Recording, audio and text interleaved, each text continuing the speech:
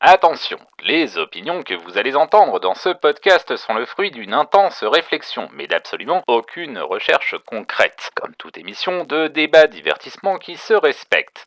Si vous pensez que Mythe l'imitator, c'est probablement vrai. Si vous voulez vous en plaindre, je suis sûr que vous savez déjà comment vous y prendre. Tut tut, les rageux.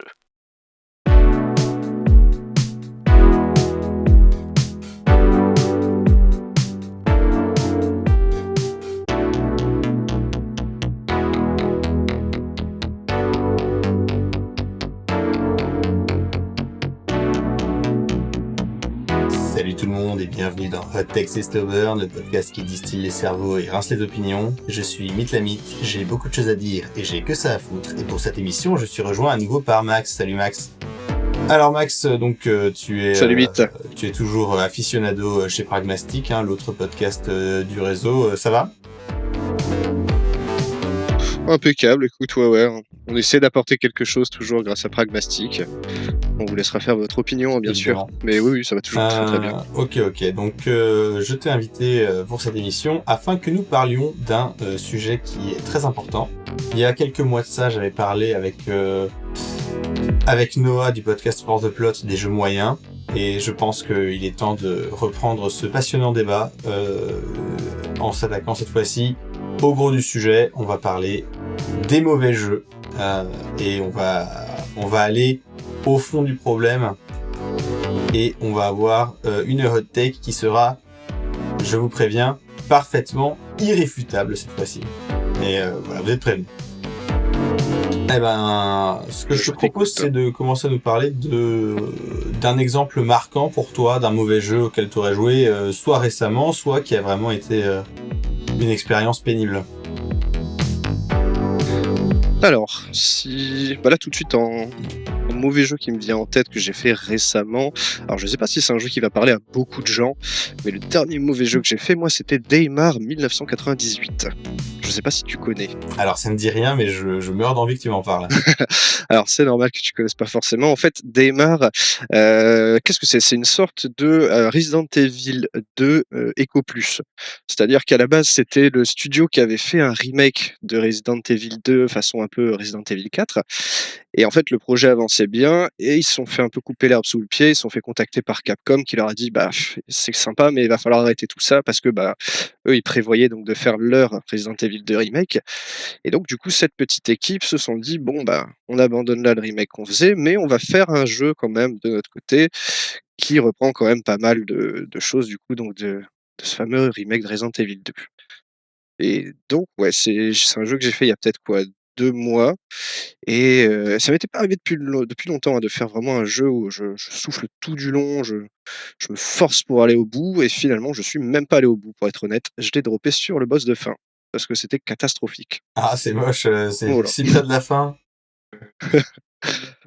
Ah ouais, clairement. Déjà pour que je lâche un jeu sur la fin, c'est que vraiment c'est pas bien et là non, ouais, c'était en fait, c'est ça je pense que j'ai bien résumé, c'est un Resident Evil 2 Echo Plus, c'est-à-dire qu'il y a pas grand-chose à en sauver. Très alors, tout est très laid après bon, moi graphiquement je m'en fous, mais là c'est vraiment pas très joli. Ça fonctionne très mal, il y a beaucoup de bugs, beaucoup de moments où on va crever d'un coup, on comprend pas trop pourquoi. C'est mal équilibré, non, c'est vraiment pas bien. Même l'histoire j'en parle même pas, hein, c'est catastrophique. Donc ouais, très mauvaise expérience ça récemment. Ok. Donc là, t'avais vraiment un jeu où t'as passé un mauvais moment et où chaque élément distinct du jeu, selon tes métriques personnelles, ça allait pas, quoi. Il y avait vraiment rien qui allait. C'est ça. C'est que j'ai tendance généralement à être quand même assez gentil avec les jeux, hein. C'est-à-dire que vraiment, j'ai tendance même à trouver des jeux qui vont être catégorisés comme mauvais. Moi, je vais quand même pouvoir prendre du plaisir, hein. J'ose le dire aujourd'hui sans honte, j'ai pris du plaisir, par exemple, sur Duke Nukem Forever qui, voilà, en son temps, a quand même été bien fusillé. Mais là, ouais, non. Là, justement, j'étais client, je me suis dit: «C'est du Resident Evil-like, ça va me plaire» et non, c'est vraiment pas passé. Ok. Par curiosité malsaine, Mmh. qu'est-ce qui t'a plu dans Duke Nukem Forever? Qu'est-ce qui m'a plu dans Duke Nukem Forever? En fait, en soi, c'était pas excellent, faut pas non plus se le cacher, on va pas se mentir. Mais, moi, ça me plaisait quand même, en fait. Ça me plaisait de retrouver, bah, justement ce personnage qui était cher à mon cœur, hein, le Duke. C'est un jeu auquel j'ai beaucoup joué quand j'étais petit. Là, ça me plaisait quand même, voilà, de retrouver la suite des aventures. On avait quand même, bon, un gameplay qui était franchement pas ouf, mais qui tenait quand même la route. C'était moche, mais il y avait quand même des petites idées, des petites trouvailles de temps en temps. Enfin, ouais, moi j'ai pas trouvé que c'était vraiment une purge. À part les phases de conduite, ça allait. Je le classerais plutôt dans les jeux moyens, très moyens même peut-être, mais pas Ok, mauvais. ok, ok, intéressant. Alors de mon côté, en général, j'évite de jouer à des mauvais jeux parce que je trouve que la vie est trop courte, mais bon, ça arrive de se prendre un truc en se disant bon bah qu'est-ce qui pourrait se passer de pire et puis on découvre l'étendue du pire. Euh, et je crois que un jeu où vraiment je me suis dit mais qu'est-ce que c'est que ce merdier, c'était quand pris d'un accès de folie, j'ai pris sur Switch il y a quelques années Volgar le Viking. Alors je sais pas si tu Ah connais ouais, ce jeu. ah carrément, ouais, je connais Volgar le Viking, c'est même un jeu que j'aime bien moi. Alors, Dis-moi, qu'est-ce qui s'est passé avec ce jeu? alors c'est un jeu que j'avais vu dans des vieilles vidéos de Speed Game, l'émission consacrée au speedrun de Ouais, Nesblog, et ça avait l'air cool quand on voyait les speedruns. J'avais l'impression que le jeu était exigeant, mais proposait un mouvement assez enlevé, qu'il y avait de l'action assez intense et que c'était voilà un jeu exigeant, mais qui était très satisfaisant en termes de sensations. Et je me suis retrouvé face à un jeu qui était d'une lenteur insupportable, où en fait si d'avance tu connais pas les techniques de speedrun et si t'es pas en train d'essayer de speedrunner le jeu, c'est super désagréable. J'ai l'impression que c'est un jeu qui est pas fait pour être joué normalement. C'est un jeu qui est fait juste pour être speedrunné. Et la conséquence de ça, c'est que ça le rend vachement hermétique pour un joueur qui va avoir une approche un peu plus casu comme moi qui cherchait pas du tout à, à battre des records de quoi que ce soit. Moi, je voulais juste faire des saltos rigolos avec l'épée enflammée et balancer des javelots. Et le jeu m'empêchait de faire ça. Je voyais bien que le jeu résistait à à mes tentatives de le conquérir. Et j'ai trouvé que c'était pas de la bonne résistance parce que c'était pas, j'avais l'impression que le jeu m'empêchait de faire les trucs cool et pas qu'il il m'empêchait de survoler la mêlée, mais vraiment juste de m'empêcher de faire les trucs que j'avais vus qui étaient cool dans le speedrun. Et le résultat de ça, c'est que ben la progression est hyper compliquée quand tu joues pas comme un pro player à ce truc-là. J'ai fait quelques niveaux en me battant contre moi-même et en me battant contre jeu de ses morts et je l'ai jamais fini et je suis pas sûr que je le finirai un jour. ouais, je vois ce que tu veux dire. C'est vrai que c'est quand même un jeu qui met des grosses, grosses claques, hein. Je me souviens aussi avoir mis, beaucoup de temps pour avancer. Je ne pense pas l'avoir fini non plus, j'étais allé assez loin, mais, ouais, il était quand même assez exigeant, enfin trop, je pense trop exigeant et assez frustrant, ouais.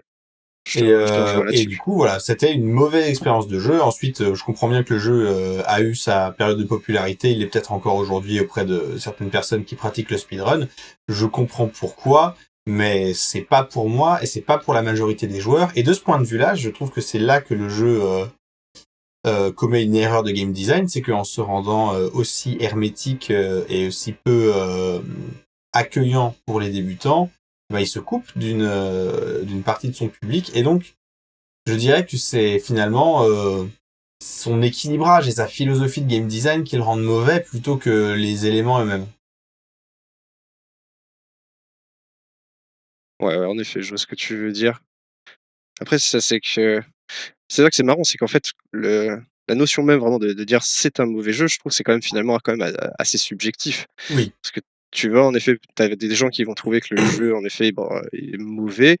D'autres vont quand même prendre du plaisir. Je pense que, ouais, typiquement, tu demandes à un speedrunner ou quelqu'un qui aime bien les jeux exigeants, il peut te dire que, ouais, voilà, Volgarde Vikings, c'est, un jeu très bien, en fait. Mais, c'est pour ça que c'est rigolo, en fait, les mauvais jeux, c'est que ce sera toujours donc, ouais, subjectif.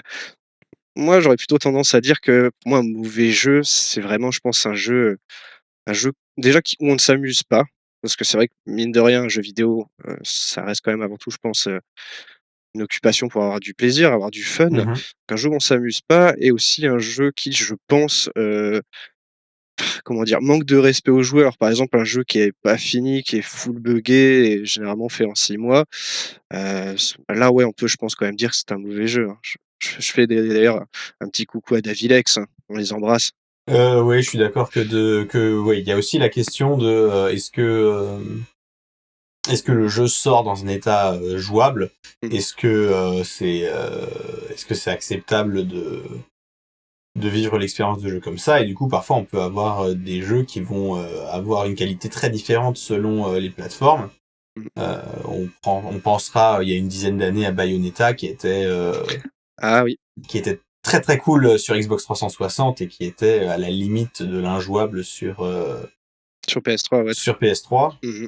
C'est vrai. Et ça me fait penser à un autre jeu qui a la réputation fameuse d'être particulièrement mauvais, où il y avait eu aussi une différenciation comme ça, PS3, Xbox 360, mais pas tout à fait de la même nature. Je pense que tout le monde sait où je vais avec ça. On va parler très brièvement du Sonic the Hedgehog de 2006. Il était dans ma liste justement. J'avais pris quelques exemples de mauvais jeux où je me suis dit: «Bon ça, c'est des jeux, je pense, c'est plus ou moins inattaquable», hein. J'avais Superman 64, par exemple, des trucs comme ça, des jeux d'Avilex et en effet, j'avais aussi le Sonic. Sauf que moi, j'y ai pas touché. Et toi, j'imagine que tu as dû au moins l'essayer? Ah ben, je l'ai fini avec Vincent. On avait décidé je l'avais pris dans un game près de chez moi en occasion sur PS3 et j'étais allé passer des vacances chez lui et je l'avais sorti de mes valises en disant allez, on va se le faire façon nanar, on va bien rigoler. On a on n'a pas autant rigolé qu'on l'espérait. Mais il est indéniable que le jeu, ça ne va pas. Donc, pour faire un récap assez succinct de ce qui ne va pas avec Sonic 2006, comme on l'appelle dans le petit milieu d'internet, et les raisons pour lesquelles ça ne va pas. Donc, c'est un jeu qui est pas très agréable manette en main pour tout un tas de raisons. Avec des séquences d'action très répétitives parce qu'on peut pas faire grand chose d'autre que sauter sur les ennemis et, euh, et ils ont beaucoup de points de vie et donc faut beaucoup leur sauter dessus et c'est pas très intéressant, surtout dans un jeu qui vend de sa vitesse. Toute la partie physique et collision a vraiment été gérée de manière désastreuse, ce qui fait que un des trois personnages, Silver le hérisson, qui est basé sur un gameplay de télékinésie et d'énigmes à base de physique, c'est insupportable à jouer, alors que ça a beaucoup de potentiel. Euh, et puis bon cette histoire qui n'a ni queue ni tête, le docteur Robotnik semi-réaliste qui hante tes cauchemars pour toujours une fois que tu l'as vu. Euh, Je me souviens de l'histoire. C'est dans celui-là aussi où tu as l'histoire d'amour avec la princesse, c'est ça? Ouais. voilà, j'allais me contenter de dire la scène. Si vous l'avez vue, vous savez de quoi je parle. Si vous l'avez pas vue, béni soit votre ignorance. Ah ça. Euh, et donc voilà, un jeu qui est buggé jusqu'à la moelle avec une histoire qui n'a ni queue ni tête et qui donne l'impression d'avoir eu les yeux beaucoup plus gros que le ventre dans sa capacité à mener à bien son projet de game design. Et en fait, il y a une raison assez bête à ça et de façon intéressante, c'est indirectement la faute de la Wii. Ah, c'est-à-dire? En fait, au moment où Sega préparait Sonic 2006, c'était à peu près à la même époque où Nintendo envoyait des dev kits aux éditeurs pour qu'ils puissent essayer de faire des choses. Mmh. Et donc, ils préparaient leur version HD pour Xbox 360 et pour PS3. Et puis, quand ils ont reçu le dev kit de la Wii, ils ont vu que c'était une GameCube et Ouais. que ça allait être un peu compliqué de faire un jeu en HD avec une GameCube, quoi. Donc, ils se sont dit, bon, on va couper l'équipe en deux. Et puis, il y en a une qui va rester sur la version HD et une autre qui va faire Sonic and the Secret Rings sur Wii. OK. Donc il y a déjà eu ça qui a fait beaucoup de mal au projet Sonic 2006. Et l'autre truc terrible qui s'est passé, c'est que les gens qui s'en souviennent à l'époque peuvent en témoigner. Quand la démo était sortie, la démo était moins buggée, mieux animée, plus jolie, plus agréable que le produit final. Ah ouais, Et dur. alors, qu'est-ce qui s'est passé à ton avis? Écoute, je saurais pas. Parce que ouais, c'est vrai que c'est quand même assez curieux, quoi. Si la démo était OK, pourquoi est-ce que le jeu final est complètement claqué? Je sais pas, je me dis, ils ont peut-être mis plus de ressources finalement dans la version GameCube. Oui, non? Non, ce serait pas ça quand même. Non, non, ils ont OK. perdu la build. Ah oui! Ah, on en est là, genre d'accord. Ils ont perdu la version du jeu sur laquelle était basée la démo et ils ont dû revenir à une version antérieure, beaucoup moins bien finie, avec encore des bugs et tout. Et ils Waouh! voulaient à tout prix le sortir pour Noël parce que c'était les 15 ans de Sonic. Et, euh, et Ah, donc le jeu est sorti sur PlayStation 3 d'abord, sans trophée, OK. pour dire à quel point il n'était pas fini. Et les gens disaient ouais bon c'est pas ouf mais quand il va sortir pour la version 360 avec les succès et tout, ça va être trop bien.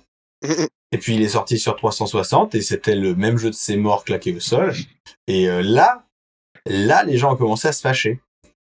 Et ça se voit encore parce que si tu retrouves des vieilles critiques de l'époque, la critique était assez indulgente avec la version PS3 qui était sortie un petit peu avant. Ah ouais, OK.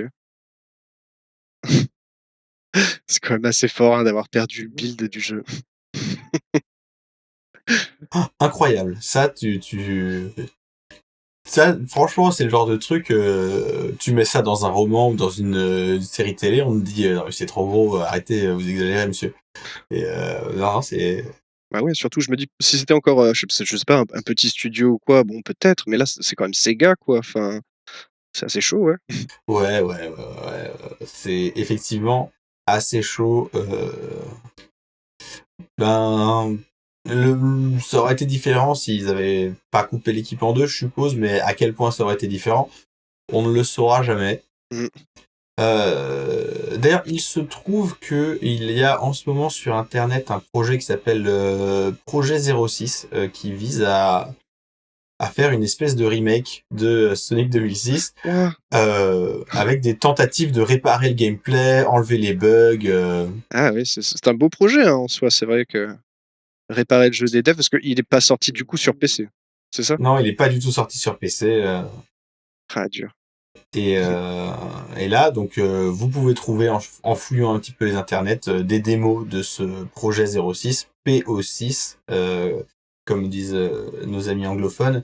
Il y a une version jouable avec l'histoire de Sonic, l'histoire de Shadow. Ils galèrent encore un peu à faire la physique de la télékinésie pour Silver, donc il y a pas encore l'histoire de Silver. OK. Mais on verra ce que l'avenir réserve à ce brave Sonic 2006 qui est devenu entre-temps donc vraiment l'étendard du mauvais jeu, Mmh. dans l'œil aussi bien des critiques que du public. Et la marque Sonic a mis d'ailleurs beaucoup de temps à s'en relever. C'est vrai. Et donc, ouais, les points communs qu'on retrouve dans ces jeux, je suis d'accord avec toi, c'est le côté pas agréable manette en main, souvent, hein, sur des mauvais jeux. Des cycles de développement capricieux, hein, on pensera à ceux du Nukem Forever qui a mis Ah, entre 12 et 14 ans à se finir. ouais, ouais. On pensera aussi d'ailleurs, puisqu'on est encore sur les légendes du jeu de tir à la première personne sur PC, on pensera évidemment au chef-d'œuvre de John Romero, Daikatana. Ah oui, c'est vrai que ouais, j'y avais pas pensé tout de suite, mais en effet, je pense que ouais, il peut avoir sa place ici, ouais. D'ailleurs, puisque j'en parle, notre ami le joueur du grenier avait fait une critique de Daikatana il y a pas longtemps sur sa chaîne YouTube, et euh, je je veux pas lancer d'accusation dans le vent. Je vais me contenter de dire, regardez sa critique de Daikatana, puis regardez la critique de il y a 4 ou 5 ans de H-Bomber Guy de Daikatana, et, et vous pourrez peut-être faire un jeu à boire rigolo où vous devez repérer les ressemblances suspectes entre les deux vidéos. Ah, c'est vrai que moi je l'ai vu cette vidéo sur Daikatana et ouais, en effet, ça donnait pas envie. Mais d'ailleurs, j'étais aussi en train de me dire qu'il avait pas fait un épisode également sur le Sonic justement 06 aussi, je crois. Ah, Je c'est l'ai bien vu. possible, Sonic 2006, c'est un mauvais jeu tellement culte que même Mmh. euh, que même James Rolfe, hein, le Angry Video Game Nerd, qui d'habitude ne dépasse pas les 8 bits, a fait un jeu sur Sonic 2006. Enfin, une vidéo sur Sonic 2006. D'accord, ok. Ouais, c'est vrai qu'en effet. Donc c'est dire à quel point ce jeu-là avait une aura. Mais ça, voilà, c'est des jeux en fait qui sont. Enfin, je trouve que c'est vraiment l'aspect technique qui est mauvais finalement. On peut dire l'aspect techno-artistique si on considère le game design comme une forme d'art. C'est un débat pour une autre fois. Mais je pense qu'il y a une autre catégorie de mauvais jeux. Ça va être les jeux mauvais dans le sens malfaisant. D'accord. Ou T'as un exemple en tête là pour illustrer? vraiment moi je pense à tous les jeux mobiles avec des systèmes de monétisation prédateurs D'accord. où le fait de jouer ça va faire du mal à la personne qui joue. Ouais, tout à fait. Et tout ce qui est jeux téléphone portable, les gachas, tout ça, ça a en effet une réputation d'être assez addictif et en effet de pas forcément apporter que du fun et du plaisir. Ouais, Ah non, bah oui, parce que c'est des jeux très basés sur les neurosciences, la psychologie et le conditionnement de la psychologie et qui pousse les potards à fond pour créer de la dépendance, pour créer de l'incitation à revenir au jeu tous les jours, c'est ça. pour créer ce qu'on appelle en anglais le FOMO, hein, Fear of Missing Out, la peur de louper l'événement. Ouais, ouais, ouais. Beaucoup de frustration également dans ces jeux-là, hein, quand en effet il y a la nouvelle unité qui sort, on va essayer de l'invoquer. Si on l'a pas, bah voilà, c'est frustrant. Du coup, on va avoir envie en effet peut-être plus facilement de retenter sa chance et de remettre la main au portefeuille. Ouais, tout à fait. Ouais, remettre la main au portefeuille ou bien faire du gameplay de base extrêmement peu satisfaisant pour récupérer les ressources gratuitement et retenter sa chance. Dans les deux cas, soit on a donné beaucoup d'argent, soit on a donné beaucoup de son temps, et donc il y a eu une forte rétention, ce qui vous a empêché de jouer à un autre jeu, et donc ça fait partie du business model. Hein. Le temps que vous passez dessus, c'est du temps que vous passez pas à dépenser de l'argent sur d'autres produits culturels. Donc voilà, moi de ce point de vue-là, je pense que cette question de est-ce que le jeu va avoir un message négatif ou alors est-ce qu'il va se baser sur des méthodes de monétisation prédatrices pour manipuler son audience, je trouve que finalement ça va être un qualificatif beaucoup plus fort pour voir si un jeu est mauvais ou pas, même si on change un petit peu la définition de mauvais quand on passe par là. Parce que bon, on trouve des gens qui ont suffisamment aimé Sonic 2006 pour vouloir le refaire et faire voir au reste du public ce que ces gens-là ont vu dans le jeu et qui les a satisfaits. Toi, tu dis que t'as passé un moment correct sur Duke Nukem Forever, alors que c'est un jeu qui est vraiment très largement déconsidéré par la critique. Moi-même, j'ai beaucoup aimé sur Wii U Star Fox Zero, qui est pourtant Ouh, considéré comme honteux par pas mal de gens, alors que bon, une fois qu'on accepte le contrat ludique que nous propose le jeu et qu'on se plie à cette exigence de gameplay un peu bizarre, bah, le jeu s'ouvre et il se laisse jouer et il y a des moments assez chouettes dedans. mmh. Et Je donc pense bien, ouais. voilà, il y a toujours cette idée que si c'est purement technique, on trouvera quelqu'un qui voudra bien le dépasser ces difficultés-là. Mais si par contre c'est de l'ordre de la monétisation ou du message porté par le jeu, ben c'est beaucoup plus ambigu. En termes de message, je veux pas entrer dans un débat stupide où on se demande si les jeux vidéo rendent violents ou quoi. On n'est pas là pour ça et on n'a pas le temps pour le faire, mais on pensera à Call of Duty Modern Warfare 2, où une de ses missions consiste à être un agent sous couverture dans un groupe terroriste le groupe terroriste décide de faire une tuerie dans un aéroport. Il y a un des niveaux où on joue l'agent sous couverture dans le groupe terroriste et on participe à la tuerie dans l'aéroport. Et pour pas éveiller les soupçons, le jeu t'incite à tirer sur des civils pas armés dans un aéroport. Cette fameuse mission, ouais. Ça soulève des questions, qui sont à mon avis beaucoup plus complexes que juste dire oh là là il se tape dessus, c'est mal. Dans ce contexte-là, hein. Mais tout ça nous amène à ma hot take. J'irais même jusqu'à dire à ma démonstration. Ah. Allez. Ma hot take pour cette semaine est la suivante. Je pense que toute cette discussion que nous venons d'avoir, Max, est complètement théorique. Parce que je vais te démontrer que, en fait, les mauvais jeux, ça n'existe pas. Ah, allez. Parce que je pense que ce qu'on retire de la discussion qu'on a eue, c'est que voilà, un mauvais jeu, finalement, c'est un jeu sur lequel on estime avoir perdu son temps, ou avoir perdu son argent, ou s'être fait manipuler, et que donc on aurait mieux fait de pas y avoir joué. Ouais. Et donc, si tu es d'accord avec moi jusque-là, ça veut dire que on peut avoir comme dénominateur commun de la notion de mauvais jeu, l'idée selon laquelle on ferait mieux de pas y jouer. Ouais. Et donc, moins il y a de gens qui feraient mieux de pas y jouer, enfin, moins il y a de gens qui vont y trouver leur compte et moins il faudrait pouvoir y jouer, plus on va pouvoir considérer que ce jeu est mauvais, en imaginant qu'on est sur quelque chose de l'ordre du gradient plutôt que de binaire, c'est bon, c'est mauvais. Si on imagine qu'on a un gradient avec à une extrémité c'est mauvais, à une autre extrémité c'est bon, moins il y a de gens qui vont avoir de l'intérêt à jouer à ce jeu, plus on peut considérer d'un point de vue entre guillemets objectif que le jeu est mauvais. Mhm. Ok. Donc finalement, un vrai mauvais jeu, ce serait un jeu pour lequel il n'y aurait absolument aucun intérêt pour personne. Personne ne devrait avoir à jouer à ce jeu pour qu'on puisse considérer que le jeu est mauvais. Ouais. Ok. On est d'accord jusque-là ? Jusque-là, ouais. Ok. Mais si personne ne doit jouer à ce jeu parce qu'il est mauvais, comment on va faire pour savoir qu'il est mauvais ? C'est bien ça la question, ouais. On va payer des gens. Il faut bien que quelqu'un y joue pour savoir C'est ça. que le jeu est mauvais. Et donc, ça veut dire qu'il y a de l'intérêt à ce que quelqu'un y joue à ce jeu. Et donc, si on considère un mauvais jeu comme un jeu pour lequel personne ne devrait y jouer, d'après cette définition-là, en se basant sur la discussion qu'on a eue, eh bien, aucun jeu ne valide ce critère, parce que pour pouvoir dire qu'un jeu est mauvais, il faut y avoir joué. Et si on y a joué, eh ben, ça veut dire que il y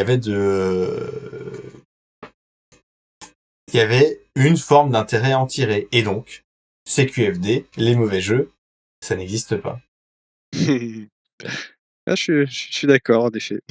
Et donc, ça animera vos soirées entre amis la prochaine fois que vous discuterez de la prochaine catastrophe industrielle qui sortira sur nos machines. Hein. Vous pourrez fièrement reprendre mon argumentation pour démontrer que non, c'est pas un mauvais jeu, c'est un jeu différent. Ouais. Une dernière pensée avant qu'on se dise au revoir, Max. Dernière pensée. Bah, moi, ouais, c'est vrai que j'aurais toujours tendance, en effet, à être d'accord sur toi. C'est que moi, j'aime pas dire d'un jeu qu'il est mauvais sans y avoir touché. Donc, il y a quand même toujours un peu cette espèce de petite curiosité. Hein, Donc, moi, je pourrais vous dire ça. Avant de dire qu'un jeu est mauvais, essayez quand même d'y jouer.